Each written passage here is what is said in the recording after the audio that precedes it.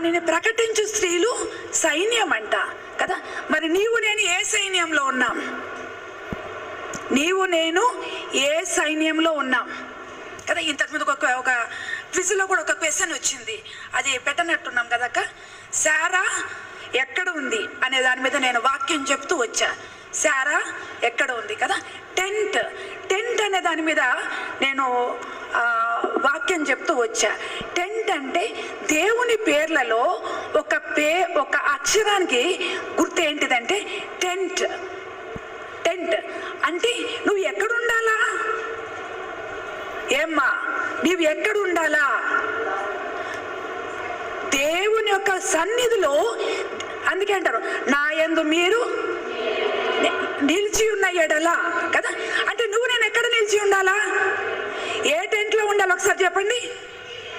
దేవుని సన్నిధిలో.